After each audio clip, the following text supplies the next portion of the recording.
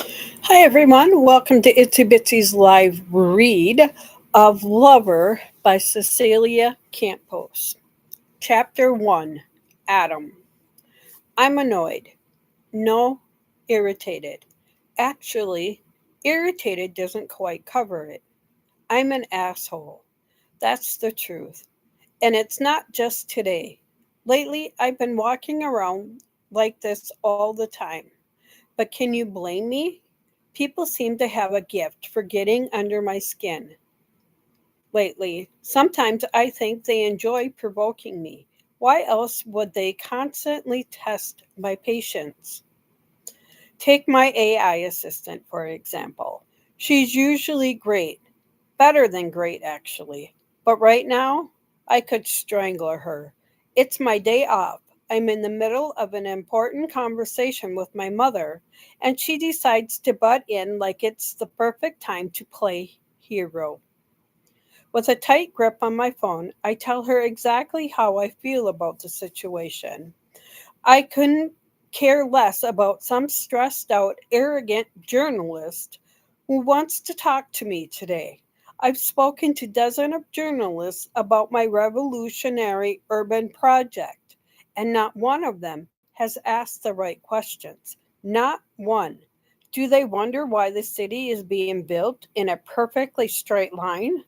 Do they even try to grasp the symbolism behind its groundbreaking design?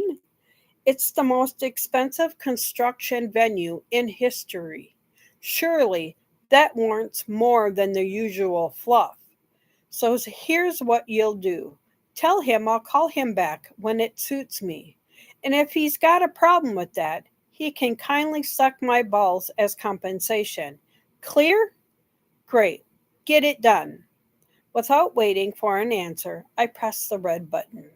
With a sigh, I rest my device on the coffee table, thinking that nothing good can come of my losing my temper like that.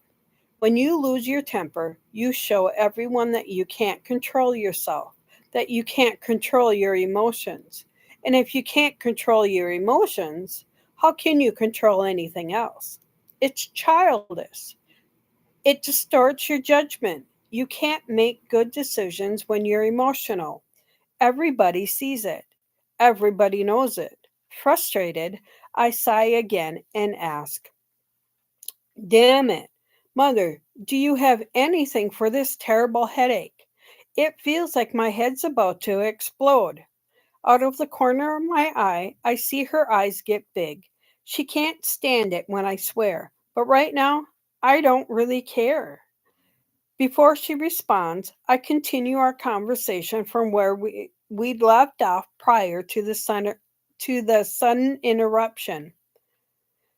Sophia and I have no choice but to marry, I say, my voice cold as I hammer home the importance of keeping our bloodline intact for the government's survival. My mother, dressed in an immaculate white pantsuit that somehow makes her look even more graceful, gives me her usual look, a mix of disappointment and detachment. It's a look that always strings more than I'd care to admit.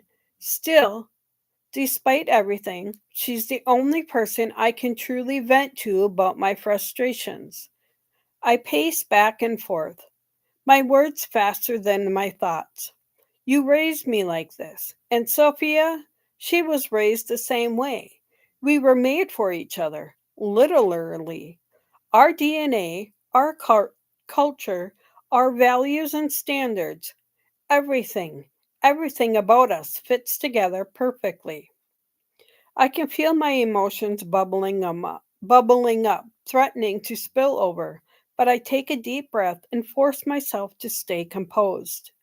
This close to my wedding is not the time to lash out at my mother.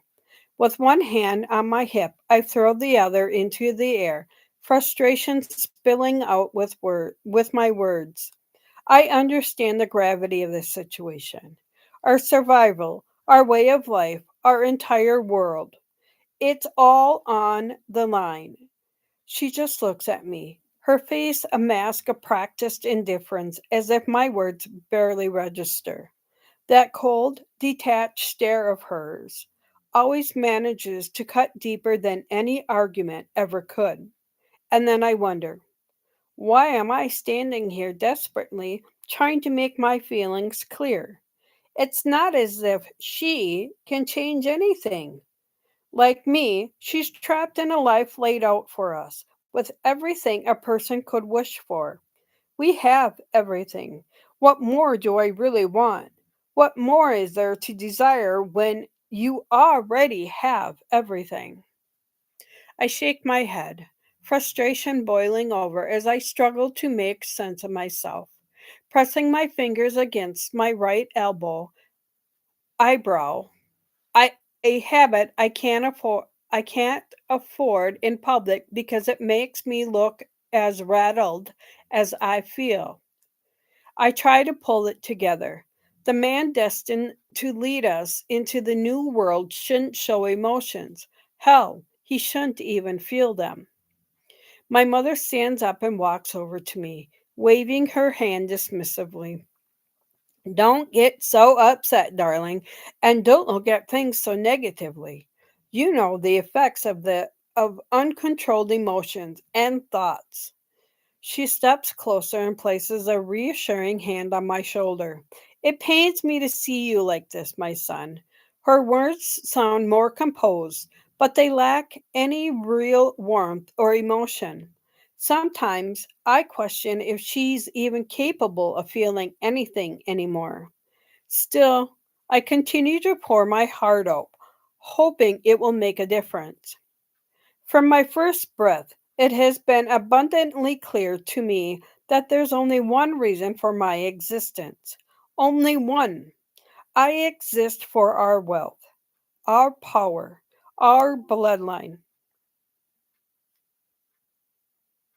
And if I have to suppress my feelings for that, so be it. What I want personally, my feelings, I still have them, mother, even though you like to think otherwise. They don't matter. They're worthless, just like my desires. It's obvious her next words that my mother, Agatha, has no patience for my dramatics. Adam, it's time to act. Our plans have been in motion for centuries, and we can't afford to falter now. Today is meant to be a happy day, so enjoy it. Go wild. Celebrate with whoever you want, because tomorrow you will marry the only woman who fits the agenda. Make sure your mind and heart are in the right place for that. The agenda. That's all you care about, isn't it? My voice is now trembling.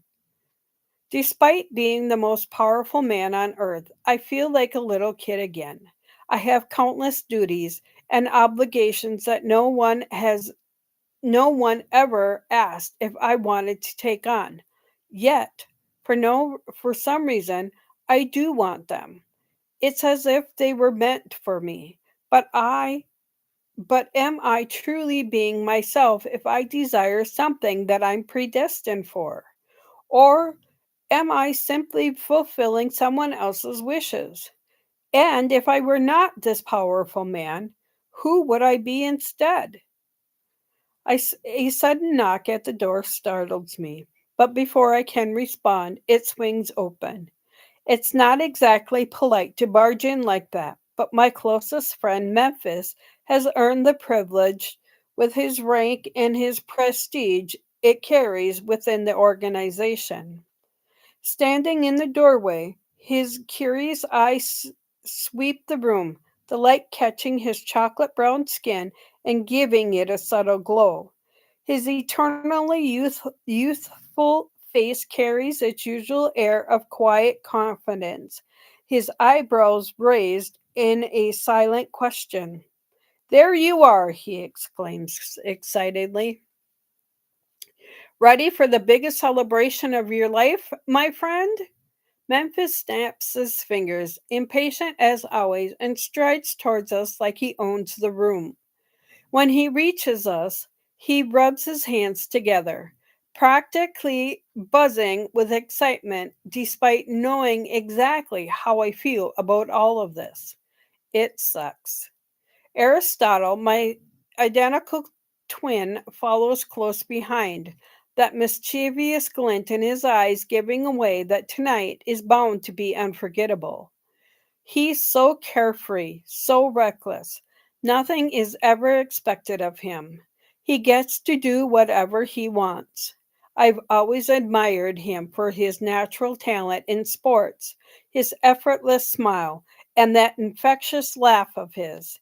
He was the sunshine in the house, the one who could talk his way out of any situation, save stray animals without a second thought, and dance through life like it was all one big party.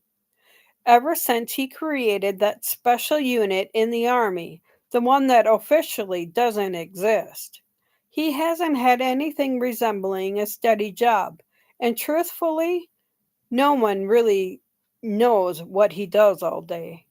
Every time I see him, that familiar stab of jealousy hits me, but I push it aside. He's my brother, and I love him. We share a bond no one else could understand. He's my blood, and I know he'll always have my back, no matter what, even if we're complete opposites. Ugh, I hate that I'm jealous of him. It feels so weak. He puts an arm on my shoulders, pulling me away from my mother, and says, "Come on, little brother." He always calls me little brother, even though I'm the oldest. You really need to change. Tonight is going to be wild, but sweatpants are really not going to work where we're going. He raises an eyebrow at me, and that's when it hits me. I must look totally out of place. Without a second thought, I had jumped off the treadmill earlier and just rushed straight to my mother's estate here in Turkestan. I was so worked up, didn't even bother changing out of my sweaty workout clothes before storming in to see her. In contrast, my brother and Memphis have both gone to great lengths to look their best for the bachelor party. I could tell they both just shaved, their faces looking sharp in black tuxedos that probably cost more than a small island. Their effort to impress tells me they have something big planned for tonight. My mother seems relieved now that the awkward conversation has been interrupted and waves us away. "Sure, go ahead and enjoy yourselves." As we walk, Memphis mutters an "Of course, ma'am," and follows us with his head down and a sly grin on his face, a telltale sign of him lying. My younger brother looks at me with the identical that look he always has when he's about to say something inappropriate. Think of it this way, little brother. You're about to marry one of the most beautiful and smartest women in the world, and what's more, she adores you. There are worse things in life, mate, so why the worry? I sigh. You don't understand it, Aristotle. Doesn't surprise me one bit. Luckily, you don't have to. It's easy for him to say. He's not the oldest, which means he's free to have fun without any responsibilities. Me, I carry the weight of the world on my shoulders. That's why I purposely call him by his full name. It's my way of getting back at him for having such an easy life. He despises that name, and I secretly enjoy the annoyed look he gives me when I use it. I rub my knuckles over his head to get out of his grasp, a satisfied smile spreading across my face as I pull away, feeling a bit victorious. My identical twin halts in his tracks, as if my words didn't reach him, grins mischievously, and adds, "And I guarantee she'll give you the best sex of your life." His inappropriateness shouldn't surprise me, but it does. Exactly. How often do you think about sex with my future wife, little brother? I faked a surprised look. Maybe I could take your place sometime. His eyebrows raise and fall playfully. Thank you for listening.